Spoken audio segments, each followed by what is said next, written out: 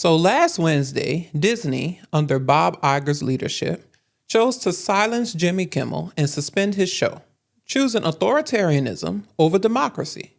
But today, the tide has turned. Thanks to the American people's pushback and the united front against censorship, Jimmy Kimmel Live is officially returning to the air tomorrow. We'll break down how Jimmy faced off against both Trump and Disney and won, plus explore why this moment is bigger than just one TV host. But first, since you're already here, make sure you subscribe and hit that bell so you'll be the first to know when we post. This is Pragmotiv News, and it's your boy Trey.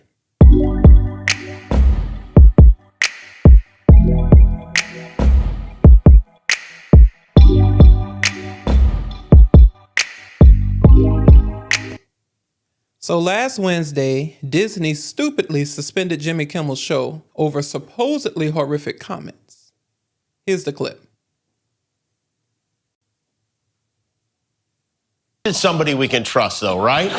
We hit some new lows over the weekend with the MAGA gang desperately trying to characterize this kid who murdered Charlie Kirk as anything other than one of them and doing everything they can to score political points from it. In between the finger pointing, there was grieving. On Friday, the White House flew the flags at half staff, which got some criticism. But on a human level, you can see how hard the president is taking this. My condolences on the loss of your friend Charlie Kirk. May I ask, sir, personally, how are you holding up over the last day and a half, sir? I think very good. And by the way, right there, you see all the trucks? They've just started construction of the new ballroom for the White House, which is something they've been trying to get, as you know, about 150 years. And it's going to be a beauty. Yes. Okay. He's at the fourth stage of grief, construction. There's demolition, construction. This is not how an adult grieves the murder of someone he called a friend. This is how a 4-year-old mourns a goldfish, okay? And it didn't just happen once. When I heard it, I was in the midst of, building a great, for 150 years, they've wanted a ballroom at the White House, right? They don't have a ballroom. They have to use tents on the lawn for President Xi when he comes over. If it rains, it's a wipeout. And so I was with the architects that would design. It's going to be incredible. And they came in, they said, Charlie Kirk is dead. I didn't know what they meant. I said, he was dead. Charlie Kirk was shot.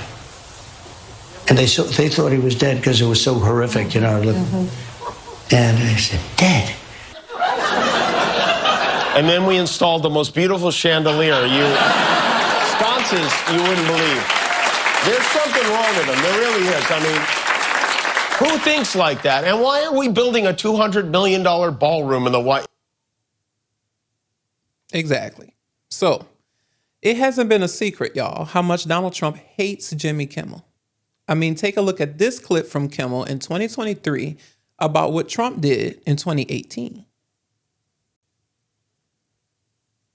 As Trump White House pressured Disney to censor Jimmy Kimmel. Now, Disney is the company that owns ABC, our network, and Jimmy Kimmel is me. So obviously I was interested in seeing what it was. But according to the story, in 2018, Donald Trump, who was at that time president of the United States, was so upset about my jokes that I made about him, he directed his staffers at the White House to call Disney to tell them to rein me in. The report says at least 2 calls were made from the Trump White House to, quote, convey the president's anger regarding Kimmel's monologues and jabs. In other words, President Karen demanded to speak to my manager.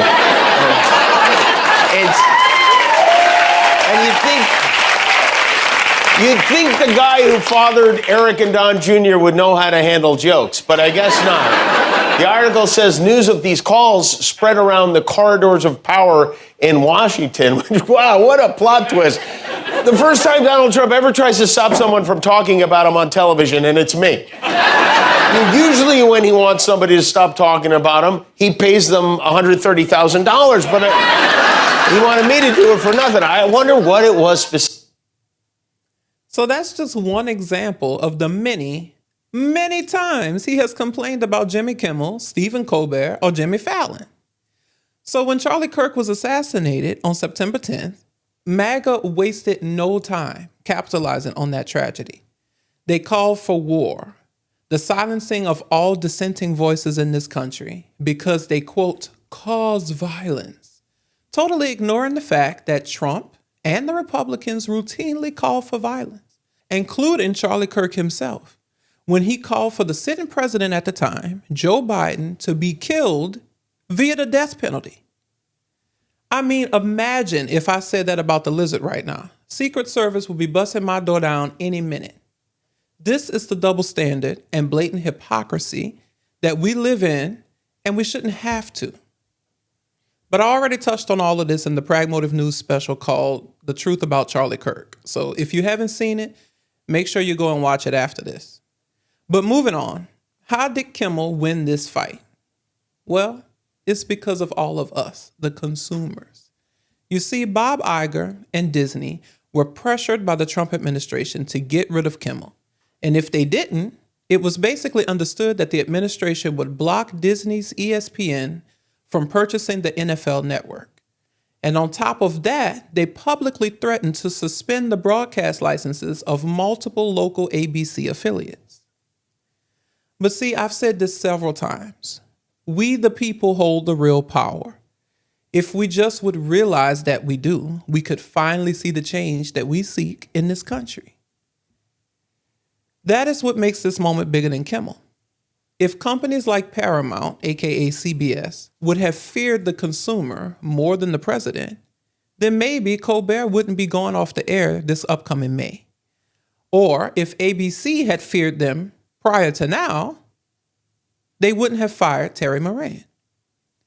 People were so outraged at Disney this past weekend at their decision to get rid of Jimmy Kimmel because of those non-problematic comments that they ran en masse to cancel Disney and ABC, literally and figuratively.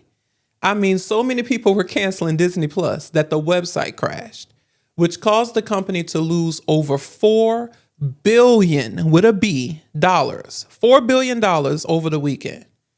Money talks, y'all. And then on top of that, you had the front runner for the mayor's race in America's largest city, Zohran Mamdani, say that he was pulling out of the ABC town hall because of what they did to Jimmy Kimmel.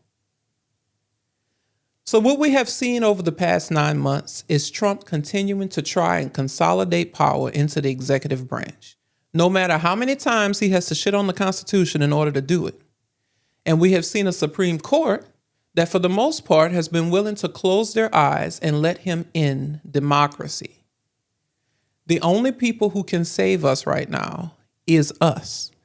And you do that, and we can do that by doing more of what we have done already. Take Disney and Target, for example. More importantly, the most important thing you can do is show up and vote, no matter how hard they make it. And trust me, it's probably going to be the hardest time in recent history coming up this in 2026 for the midterms to vote.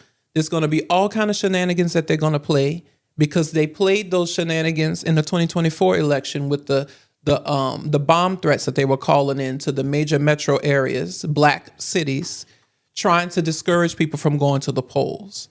So you have to gear up for that. You have to be ready and be determined to not let them take your vote. So that's it for now. Please be sure to like, comment, subscribe, and follow at Pragmotiv News everywhere to stay pragmotivated. Also remember that you can find us across all the major platforms like Spotify, Apple Podcasts, Audible, and iHeartRadio so that you can listen to us even when you're out on the go. So head on over there right now and follow us and leave a review. It really helps us out. Until next time, peace.